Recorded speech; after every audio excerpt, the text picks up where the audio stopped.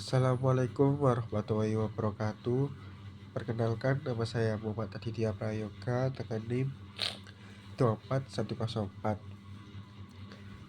Di sini saya akan membuat video inhaled bis pada pertemuan 9, yaitu yang berjudul Perencanaan Keuangan dan ROI. Baik, langsung saja.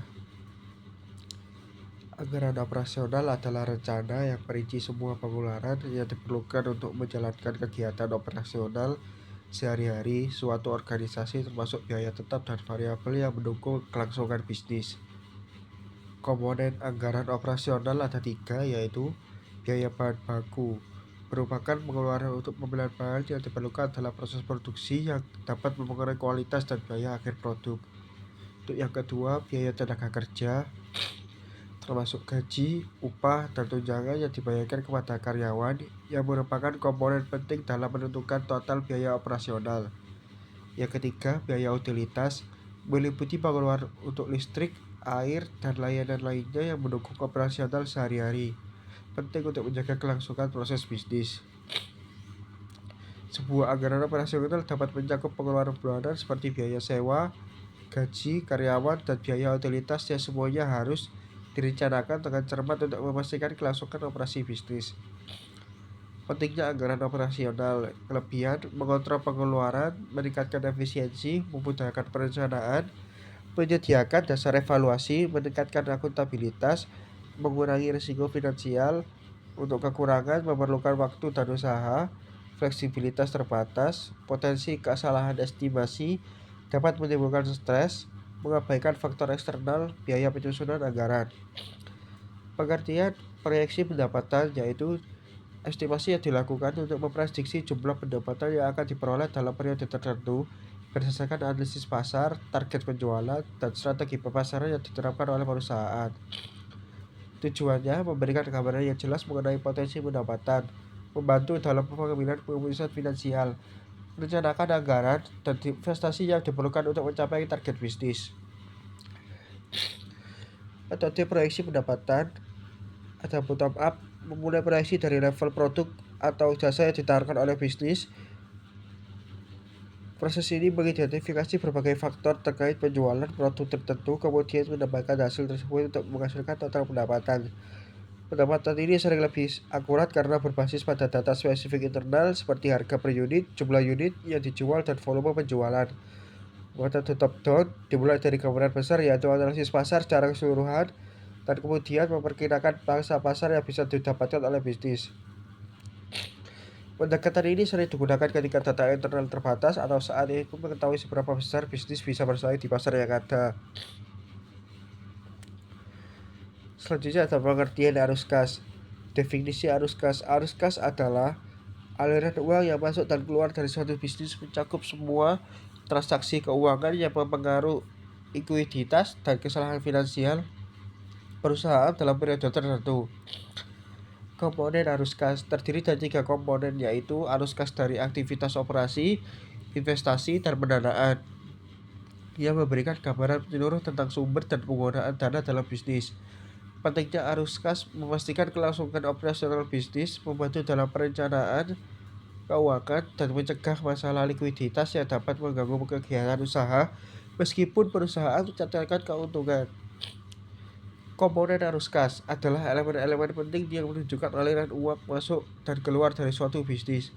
Dalam laporan arus kas, semua transaksi keuangan yang merupakan arus kas dibagi menjadi 3, yaitu arus kas dari operasi, arus kas dari aktivitas investasi, arus kas dari aktivitas pendanaan.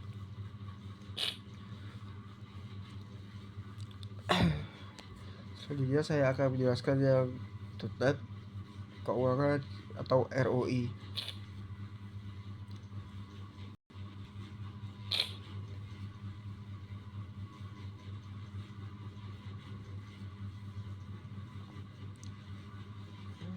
Baik, di sini adalah laporan arus kas. Ada format laporan arus kas tahapan awal, proyeksi, dan tahapan bertumbuh. Nah, ini bisa dilihat, ini adalah formatnya laporan arus kas.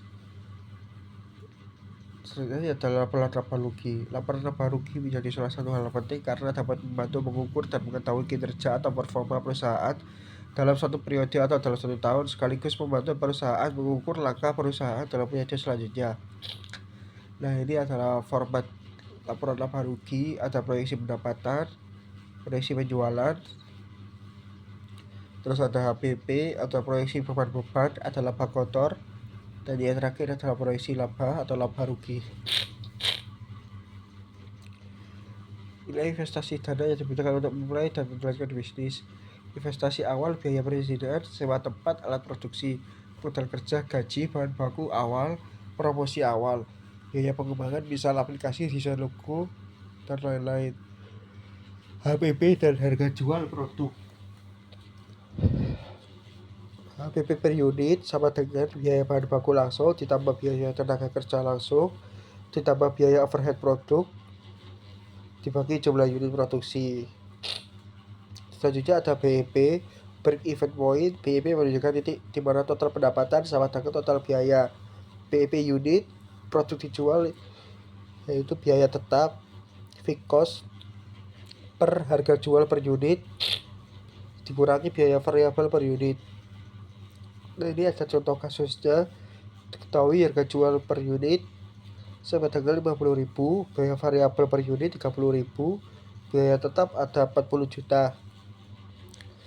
Artinya harus menjual minimal 2.000 unit agar imbas. BEP rupiah, biaya tetap dibagi 1 dikurangi biaya variabel per penjualan. Contoh kasus sama dengan sebelumnya, BEP dalam rupiah 40 juta per 1 dikurangi 30.000 per 50.000 sama dengan 40.000 per 1 dikurangi 0,6. Artinya pendapatan penjualan harus minimal 100 juta agar balik modal. Selanjutnya ada ROI, mengukur tingkat pengembalian investasi dalam 1 tahun. ROI sama dengan keuntungan bersih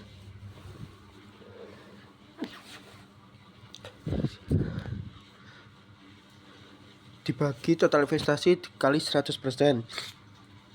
Keterangan keuntungan bersih pendapatan dikurangi biaya total investasi, yaitu jumlah dana yang diinvestasikan di awal.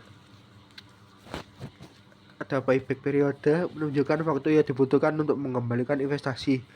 Payback periode sama dengan investasi awal per arus kas tahunan. Jika arus kas tidak tetap, gunakan penjumlahan kumulatif arus kas hingga investasi awal tertutup. Nah, ini ada RAB-nya.